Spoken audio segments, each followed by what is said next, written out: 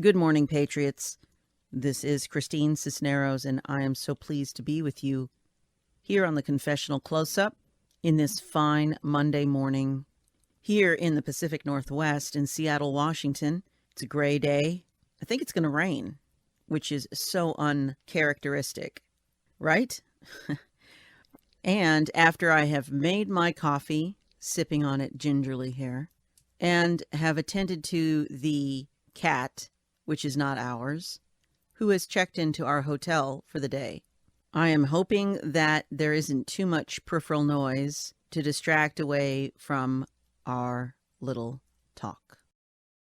The name of the piece today is Kapos or Kindreds. As I became educated about some of the events and peripheral yet inextricable situations of World War II, what I found is that one of the more disturbing yet inexplicably intriguing situations and phenomena that occurred and were engaged in by people was a technique that was used not just by the Third Reich. This has actually been used in many other moments in history, and that was the cultivating and the conditioning of a group of people called Kapos. Now, everybody knows that the Jews were not the only people to have died in the camps or on the streets of many European countries in World War II. However, they were the predominant group. And one of the ways to find how this machine, this Third Reich Nazi regime got its momentum, but I would also say its start in the isolation and eventual annihilation of so many, is something worth going over to understand not just what happened in World War II, but to actually assess what is happening today and what we could be very busy in unobstructing the human heart, the human mind, and the remembering of our DNA, of our actual humanity, so that this is not an idea played out by anyone, no matter the group in human history or the demographic. There will always be fractious moments, if not periods, in these groups' history.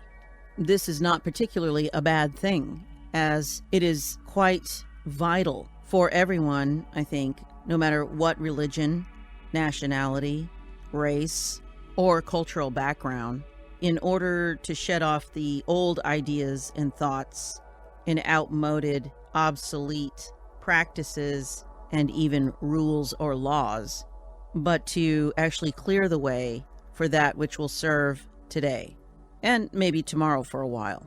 Sometimes I think the danger in what occurs when people consider implementing, whether it is the culture, again, the demographics ideology, or the religion of a certain number of people to serve the community at large, congregations, neighborhoods, cities, states, countries, and, eventually the entire globe. Sometimes it seems as though there is an attachment to the benefit of the old ideology that is being shed, that is being put aside because of perhaps its comfort, its familiarity, and the subsequent benefits that are perceived to have been gotten by enacting the old way. This is a tricky process because the old way isn't all bad and the new way isn't all good. Just as, again, in Billy Joel's song, Keeping the Faith, the good old days weren't always good and tomorrow ain't as bad as it seems. It's never black and white. It's always a mixture of things. A mixture of what foists the sentimental value and feelings of something forward, memories of familial or group engagement in such, and even quite possibly the fear of letting something go that, while incredibly uncomfortable or even destructive, is familiar and more certain in a way than what could be next in the change and in the step into the unknown. As much as I love music, I have never really been fond of plays or musicals in my life, and I can count on one hand the number of plays or musicals that I actually do like. And transversely, the plays and musicals that I do like, I love them. One of such is Cabaret, which I find to be appropriate for what we're talking about. Because the play Cabaret is so interwoven and layered in the concepts and the play out of World War II and the effect on different people's lives, their perceptions of what was happening around them, and of course, the underlying fear and apathy and hope for what might be next. One of the songs that I think encapsulates the fear is a song called What Would You Do? And as an older woman is being urged to leave Berlin, to leave Germany, because she is a Jew, and it's becoming quite apparent that the window of time to escape from the horrors and atrocities of what was coming, what was on the wind, was becoming smaller and more fleeting in opportunities. She is being urged by some younger people who know that she is Jewish, and her response to them in this song and some of the dialogue that leads into the song are from one of the main characters, an American named Cliff. And he says to Fräulein Schneider, you can't give up that way. And she says, oh yes, I can. That's easy to say, easy for you. Fight, and if you fail, what does it matter? You pack up your belongings, you move to Paris. And if you don't like Paris, where? That is easy for you. But if you were me, and then the song comes in, and she sings, with time rushing by, what would you do? With the clock running down, what would you do? The young always have the cure, being brave, being sure and free.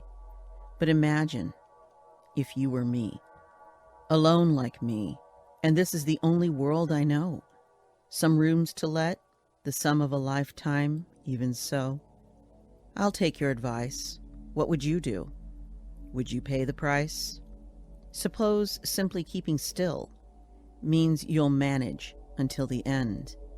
What would you do, my brave young friend? Grown old like me, with neither the will nor wish to run. Grown tired like me, who hurries for bed when day is done. Grown wise like me, who isn't at war with anyone, not anyone. With a storm in the wind, what would you do? Suppose your one frightened voice being told what the choice must be. Go on, tell me. I will listen. What would you do if you were me? This song is completely packed full of what is an array of sentiments, emotions, nostalgia, and habit for this one person who is facing, quite possibly, sure suffering and death. And while on the outside it may seem as though it is absolutely foolish and perhaps even stupid for her not to get away, for her to not escape, while for others it seems so simple and easy. And even though she says, the young always have the cure, being brave, being sure, and free. But imagine if you were me. Even though she says that, I don't take that as a criticism of the young. I actually take it as an acknowledgement of what one of the ingredients must be to make a move and then subsequent moves, as these young people are describing. In a moment of history where being old, and I'm not saying that moment is over, where we can see the acute danger of being old, of being worn.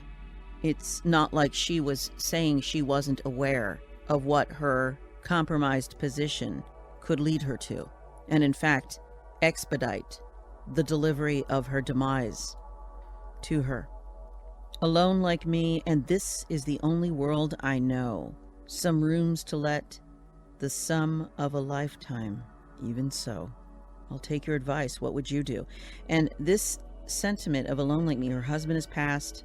She expresses emphatically how he lies in a churchyard lot. And the Some Rooms to Let is, she's running a bed and breakfast, a little place for people, a cottage with rooms that people can come while they're traveling and stay. What she's kind of being self-effacing about here is the sum of a lifetime. Even so, even though it seems that her fortune is small, that her day-to-day living is more of a maintaining of that which she has always known, and as modest as it is, she says, this is the only world I know. I think one of the biggest questions that she asks in this particular stanza is, would you pay the price? What would you do? And this is a huge question, because when we look at what the actual prices were for people who were facing either unspeakable suffering and death, or the separation of their families, and a life that they were not only used to, but had worked very hard to create and maintain. And in her mind, what she's actually letting us know is that the price isn't just the taking away of a house or rooms or a geographical location that she has lived in all of her life, but the real price is willingly handing over of everything she has believed in, fought for in her younger days, created, lived through, embedded with her DNA, and her precious time that was allotted in her life, and that most assuredly has been contoured around her very soul.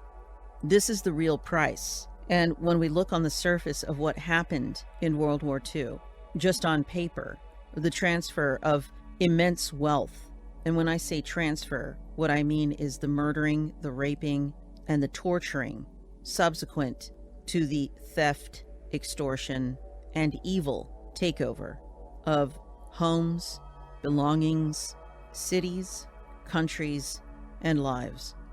She's well aware that she cannot fight this force as an older woman who is perhaps in the autumn of her life. And she acknowledges this by saying, suppose simply keeping still means you'll manage until the end. What would you do, my brave young friend? Grown old like me, with neither the will nor the wish to run, grown tired like me, who hurries for bed when day is done, grown wise like me, who isn't at war with anyone, not anyone. It seems as though when looking in the wallet of time that is in her pocket, she is seeing that to conserve her energy, her will, her time, her life force, by keeping still, that she could manage until the end. And when you think of that everything she has is being put into how she will manage her approaching end, it puts a completely different perspective on it. And the next line, when she says, what would you do, my brave young friend? Again, I don't see this as much as a criticism as I do the pointing out of not just a cognitive perspective, but a multidimensional experience and the difference between the two stations in life. And when she says, grown old like me, with neither the will nor wish to run, this is something that seems to contradict what every cell of our being calls out to from the moment of conception, which is life, life, life. And yet when you see the actual full dimension of who she is, how she is, and where she is, that the neither the will nor wish to run is a subsequent symptom of her desire for life through the beautiful lens of our own personal human sovereignty's right to assess what the quality of our life is.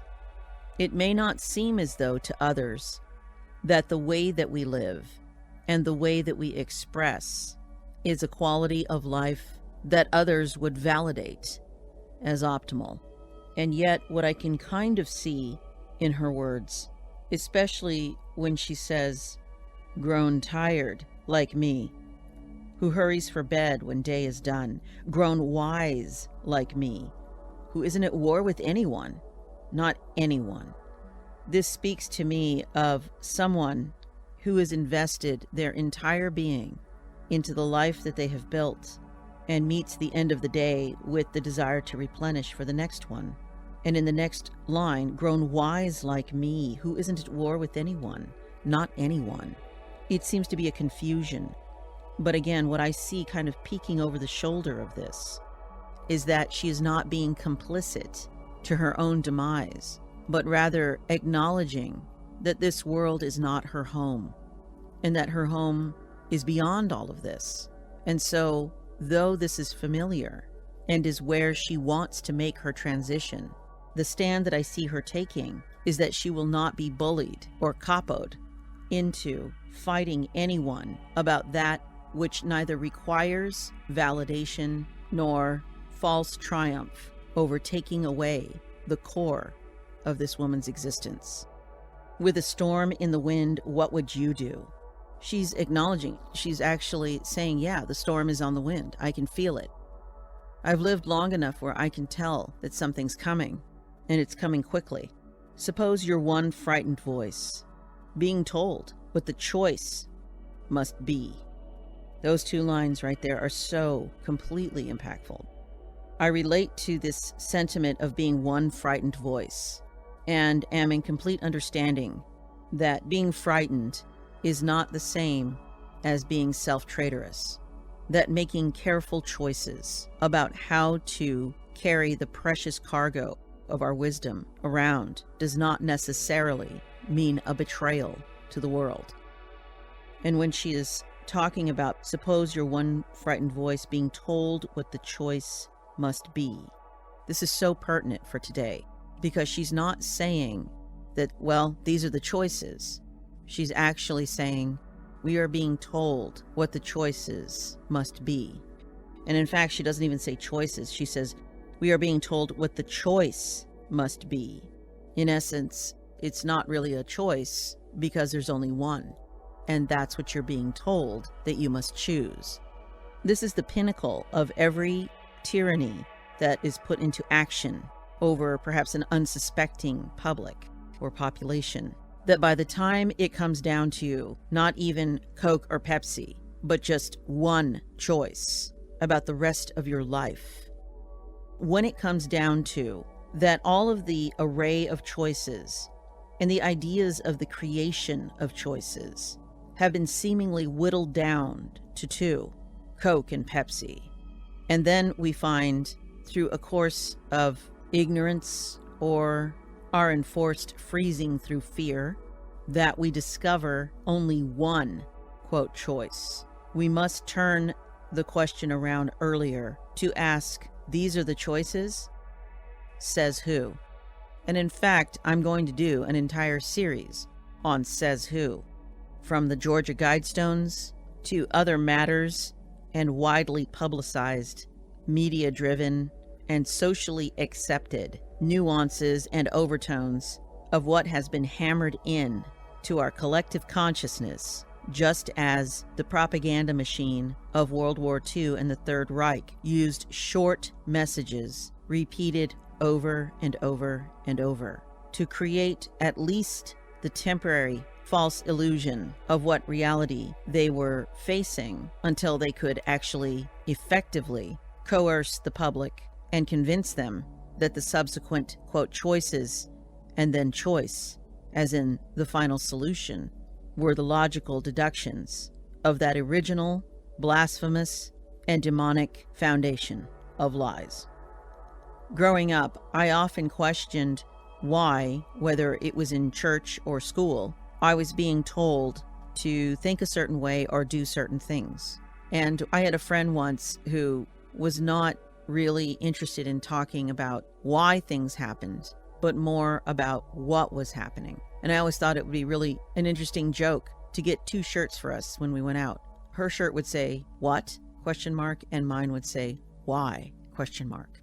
And it's only in my later years that I find that I sometimes look at how, but only in relation to what is happening, why it is happening, and thus the how it is happening, as it can be met at the pass, but most importantly, traced back to the insecurity of either a personal national, or global psychological trauma and idea or ideas of inferiority that led our humanity into a globally accepted arena of bullying. It also reminds me, as we come up on May 18th here, the anniversary of Mount St. Helens. In fact, its eruption on May 18th, 1980, of which I remember very clearly, is now being dated at 41 years ago. It's very difficult to think that it was that long ago. But one of the pieces of the history of that eruption, of that stratovolcano that is actually located in Skamania County, Washington, was about an 83-year-old man named Harry R. Truman, who lived very close to Mount St. Helens. And he also was the owner of the Mount St. Helens Lodge at Spirit Lake, near the foot of the mountain. And he gained national attention, perhaps international attention, I'm sure, as someone who would not leave the mountain, who would not leave that area. Even though there was seismic activity, there were smaller eruptions and seepings out of the top of the mountain, completely defying the order to evacuate. I remember when I was a kid that there was footage of him speaking about why he wouldn't leave, that this was his home, and that if the mountain went, then he would go too. And at that time in my youth, it seemed absolutely ridiculous that anyone would want to stay somewhere where they were almost assuredly going to die. And that equally as confusing and absurd to myself and others seemed to be how absolutely avoidable was this impending conclusion to his life through the pyroclastic flow that buried his site under 150 feet of volcanic debris. These two stories of Fräulein Schneider in Berlin, Germany during World War II, and Harry R. Truman at Mount St. Helens here in Washington State are married, in a sense, through what I see as the divinity of their dignity expressed through their will and the stand that they chose to make, not even about any political situation or socioeconomic remark, as Fräulein Schneider says, grown wise like me, who isn't at war with anyone, not anyone, that this isn't even the raising of the hand in any sort of protest, but rather the standing sure inside of that which everything else should be designed to serve. The end result of all of our politics, of all of our opinions, of all of our philosophies, and of our spiritual beliefs are incredibly destructive if they do not have the premise of serving the dignity of personal human sovereignty and the remembering of our personal connection with God, with ourselves, and with each other.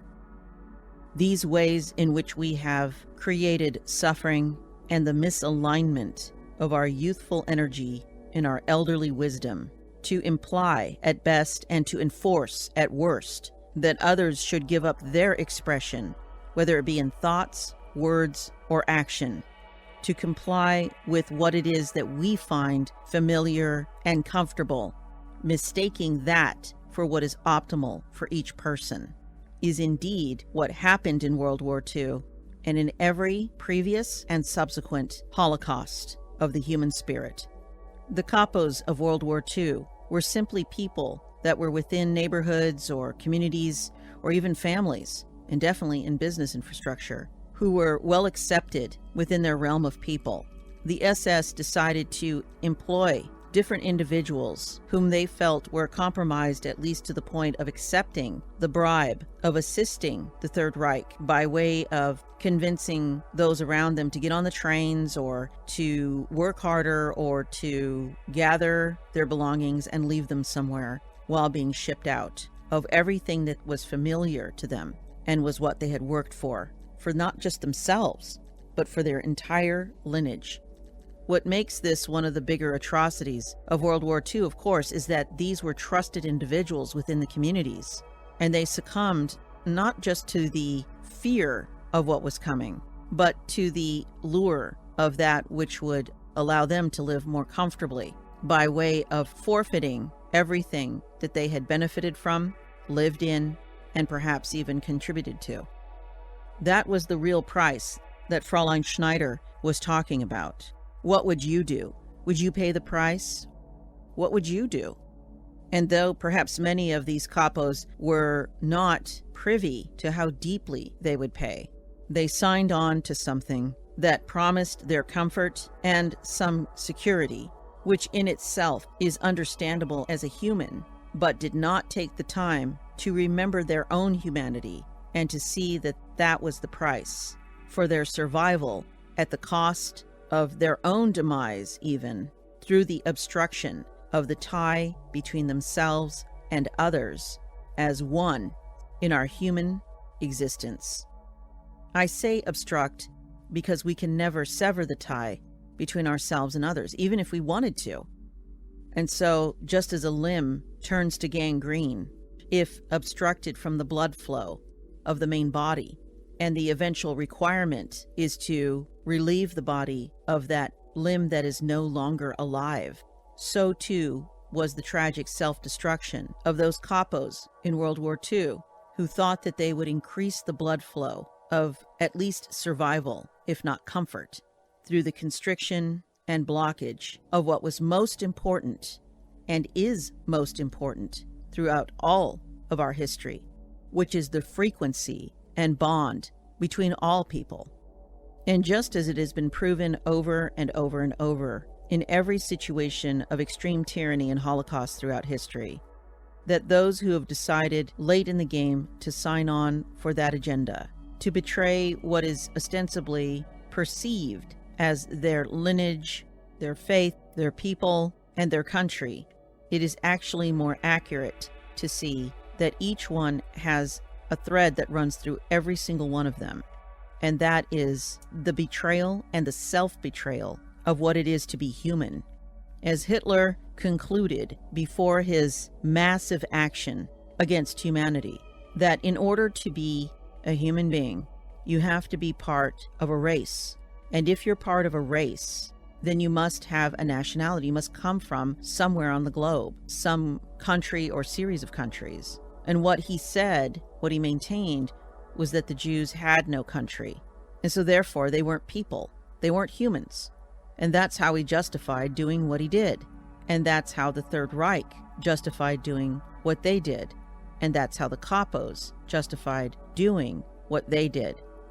And what I find to be quite disturbing is that whether people were cognizant of that that's what they were actually employing as a philosophy behind the action, it mattered not after a while, because of things like propaganda, because of the conditioning that was full spectrum. To have you pay the price of denouncing your humanity was not even perhaps a cognitive thing, but a type of frequency that was being employed and set to replace that which was constructively familiar and productive. These times of desecration of humanity through conditioning, through the repeated messages of horror, and through the tallies of lives that have been affected and destroyed, are being broadcasted in essence at times to get us to be distracted away from that which we can do to that which is being done and which would overwhelm us. And unlike the situations of Fraulein Schneider and Harry Truman at Mount St. Helens, we may not even have the wherewithal to choose wisely where we may lay our head for the last time if we continue to deny that every single infrastructure and moment of deep revelation and renaissance is procured from the quality of the personal human relationship that we have with God, with ourselves, and each other. There is nothing else. All else is furniture at best and a deceitful illusion, as on the wall of the cave in Plato's allegory of the cave. We must remember that things occurred in history, and we must pay attention to what is occurring now, but only inasmuch as we see whether or not the thread of humanity runs through each of the historical moments, whether micro or macro, the minutiae of evil and the understanding of such is simply not necessary or pivotal for us to remember our own humanity and the inextricable connectedness from ourselves to others. All the data really is on the table now. It is up to us where we dine and what we dine on. For that which we fill ourselves with the most will determine which way we are compelled to go.